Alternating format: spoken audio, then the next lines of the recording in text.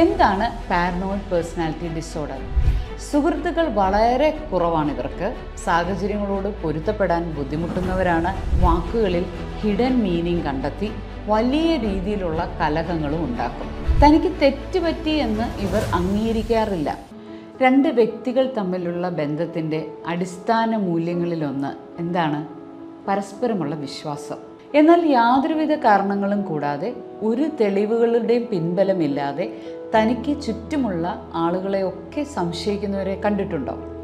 സ്വാഭാവികമായ മാനുഷിക പെരുമാറ്റങ്ങളിൽ പോലും സംശയം കണ്ടെത്തുന്ന ഇത്തരക്കാർ ഒരു പക്ഷേ പാരനോയിഡ് പേഴ്സണാലിറ്റി ഡിസോർഡർ എന്ന വ്യക്തിത്വ വൈകല്യം ഉള്ളവരായിരിക്കാം.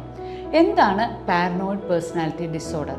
പങ്കാളിയോ സുഹൃത്തുക്കളെയോ കുടുംബക്കാരെയോ അയൽക്കാരെയോ തുടങ്ങി ആര് തന്നെ ആയാലും അവർ തന്നെ ചൂഷണം ചെയ്യാനോ ഉപദ്രവിക്കാനോ ശ്രമിക്കുന്നുവെന്നും തന്നെ പറ്റിക്കുന്നുവെന്നും ഇവർ ഉറച്ചു വിശ്വസിക്കും. അടുത്ത് നിൽക്കുന്ന ആളൊന്ന് ചിരിച്ചാൽ, അടുത്തേക്ക് വന്ന് മിണ്ടിയാൽ, അല്ലെങ്കിൽ മിണ്ടാതെ പോയാൽ, ഇങ്ങനെ വളരെ സ്വാഭാവികമായ കാര്യങ്ങളൊക്കെ ഇവർ സംശയത്തിനുള്ള കാരണമായി കണ്ടെത്തും.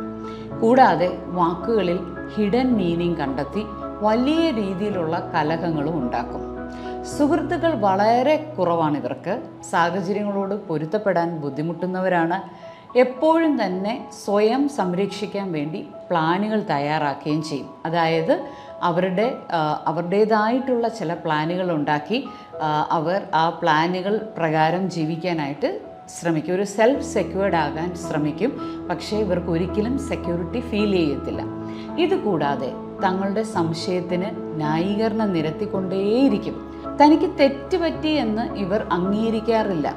ഇത്തരം വ്യക്തിത്വ വൈകല്യമുള്ളവരെ ചികിത്സിക്കാൻ പോലും വളരെ പ്രയാസമാണ്. കാരണം തനിക്ക് ഡോക്ടറും തൻ്റെ അടുത്ത ആൾക്കാരും കൂടി ചേർന്ന് തന്നെ അപായപ്പെടുത്താൻ വേണ്ടിയാണ് ഇതൊക്കെ പറയുന്നത് എന്നാകും ഇവരുടെ ബലമായ സംശയം.